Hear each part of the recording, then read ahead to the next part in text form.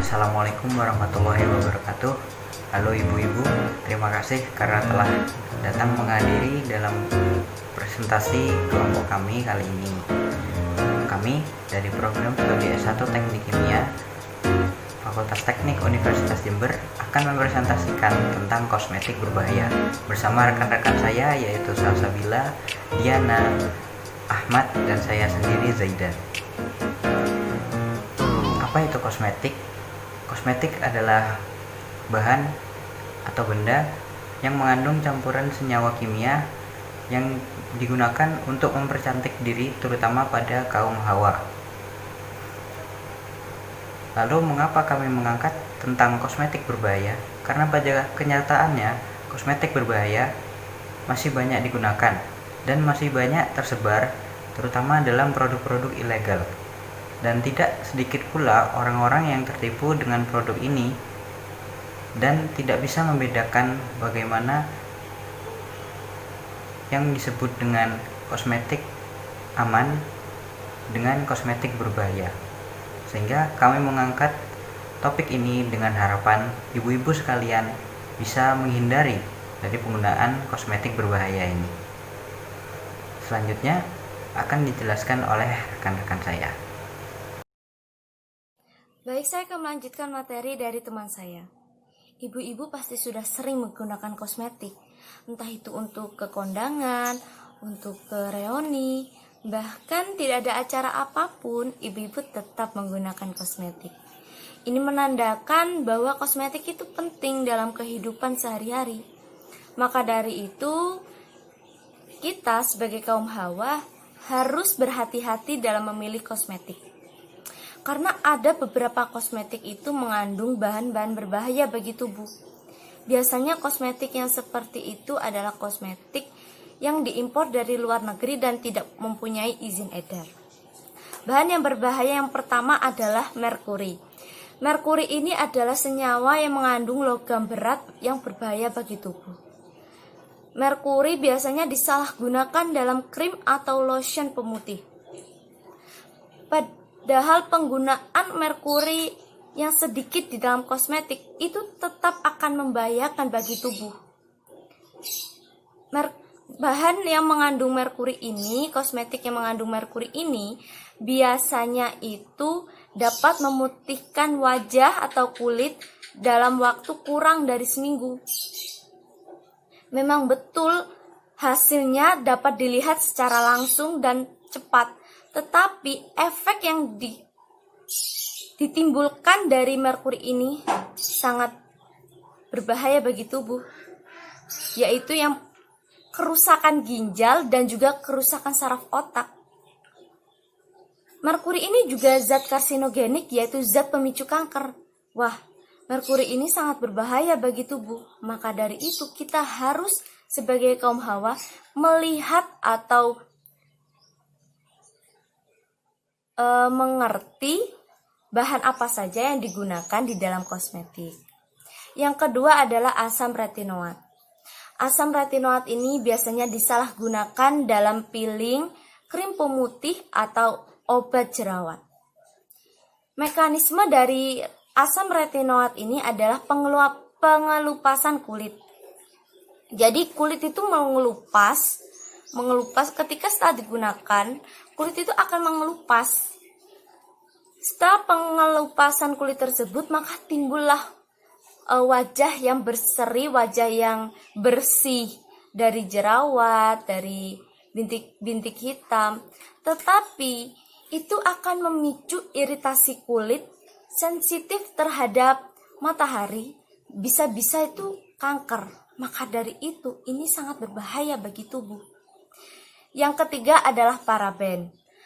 Menurut Komisi Eropa, Komisi tentang Produk Konsumen, parabens yang memiliki rantai lebih panjang seperti butil dan propil parabens atau isopropil dan isobutil parabens itu dapat merusak sistem endokrin dan juga merusak perkembangan dari reproduksi. Maka dari itu kita harus berhati-hati.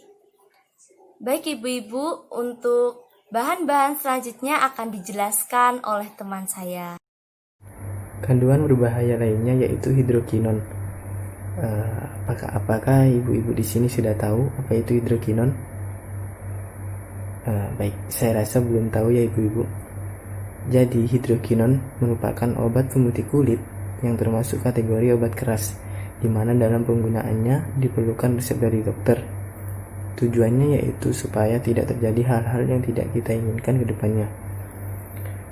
Saat ini telah banyak produk kosmetik yang mengandung bahan kimia berbahaya. Salah satunya adalah hidrokinon itu sendiri.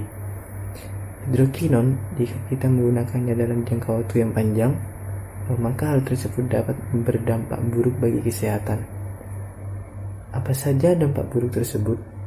Yaitu yang pertama, dapat menyebabkan iritasi kulit, kecacatan pada janin, kemudian dapat menyebabkan penyakit okronosis, di mana kulit kita dapat berubah warna menjadi kehitaman secara permanen.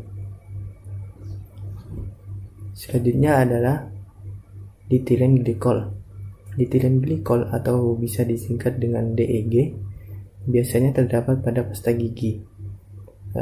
Bahan kimia ini dapat menjadi racun bagi manusia ataupun hewan jika digunakan melebihi batas ketentuan. Mengapa demikian? Karena dietilen glikol ini dapat menyebabkan terganggunya sistem saraf pusat, keracunan pada hati, dan dapat menimbulkan juga gagal ginjal. Baik, untuk materi selanjutnya tentang ciri-ciri kosmetik yang berbahaya akan dijelaskan oleh rekan saya. Nah, di sini saya akan menjelaskan 6 ciri-ciri produk yang berbahaya atau krim yang berbahaya hanya dengan melihat menurut Dr. Richard Lee. Yang pertama itu ada merek ibu-ibu. Nah, bagaimana ya ibu-ibu jika merek saja sudah tidak ada, nama saja sudah tidak ada, tidak mungkin kan kita akan membeli produk tersebut. Lalu yang kedua ini ada ingredient atau nama lainnya komposisi. Nah, ibu-ibu tidak tahu kan bahan apa saja yang dipakai dalam produk tersebut, bisa saja mereka mencampurkan racun. Nah, kita harus tahu apa saja bahan yang kita oles ke tubuh kita, baik itu muka maupun badan. Lalu, selanjutnya ada cara penggunaan. Mungkin ini sepele ya ibu-ibu, tapi ini sangat penting. Karena apa? Karena kita tidak tahu kapan produk itu dipakai, apakah sekali atau 2 kali, ataukah seminggu sekali, dan bagaimana cara penggunaannya, apakah didiamkan, dioles, atau yang lainnya. Lalu selanjutnya ada di mana tempat produksinya. Ini menunjukkan kelegalan ya ibu-ibu. Lalu selanjutnya BPOM. BPOM ini sangat penting karena apa? BPOM menunjukkan lulus uji laboratorium dan menunjukkan kualitasnya. Jadi jika ada nomor BPOM-nya bisa dipastikan produk tersebut aman. Lalu selanjutnya yang terakhir itu ada nomor kadaluarsa dan nomor batch. Nomor kadaluarsa itu menunjukkan masa baik digunakannya, dan nomor batch itu menunjukkan nomor produksi. Jadi semisal ya ibu-ibu, bahan tersebut terbukti berbahaya, maka yang ditarik itu adalah nomor batch-nya. Nah, di sini saya mempunyai contoh 6 ciri-ciri tersebut. Lihat, tidak ada merek, tidak ada ingredient, tidak ada cara penggunaan, tidak ada BPOM, tidak ada tanggal kadaluarsa. Jangan memilih produk yang seperti ini ya ibu-ibu, karena ini bisa membahayakan diri sendiri. Jika kita ingin cantik, mulailah pintar memilih. Selanjutnya, akan diteruskan dengan teman saya. Baik ibu-ibu, selanjutnya akan kita paparkan gambar sebagai contoh atas penggunaan bahan kosmetik berbahaya.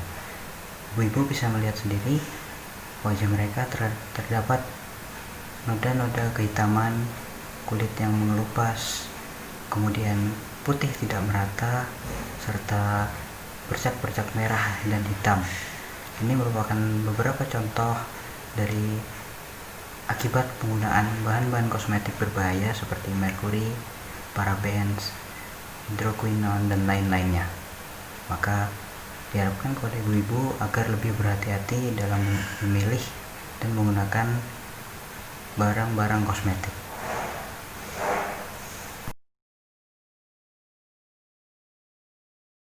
Kesimpulan pada presentasi kali ini adalah kita semua tahu bahwasanya setiap wanita, termasuk ibu-ibu sekalian, menginginkan wajah yang cantik, putih, bersih, dan lain-lain. Maka dari itu tidak sedikit dari wanita, mungkin juga nih dari ibu-ibu sekalian memilih memakai produk kosmetik demi mendapatkan wajah yang cantik. Menurut saya hal tersebut bukanlah masalah, karena itu wajar, dimana setiap wanita tentunya ingin memiliki wajah yang cantik. Tapi perlu diketahui ibu-ibu, hal tersebut dapat menjadi masalah jika kita salah dalam memilih produk kosmetik, dimana kita memilih produk kosmetik yang mengandung bahan kimia berbahaya seperti yang sudah kami jelaskan tadi, seperti merkuri, asam retinoat, juga parabens, hidrokinon maupun ditiron glikol, di mana bahan-bahan kimia tersebut dapat berdampak buruk bagi kesehatan kita jika kita menggunakannya dalam jangka waktu tertentu. Oleh karena itu, kami harap apa yang sudah kami sampaikan dapat memberikan manfaat untuk kita semua, dan tentunya ibu-ibu sekalian dapat lebih bijak lagi dalam memilih produk kosmetik yang baik untuk digunakan. Baik, terima kasih. Saya kembalikan kepada moderator. Baiklah ibu-ibu, sekian presentasi dari kelompok kami. Kurang lebihnya mohon dimaafkan. Terima kasih. kasih. Wassalamualaikum warahmatullahi wabarakatuh.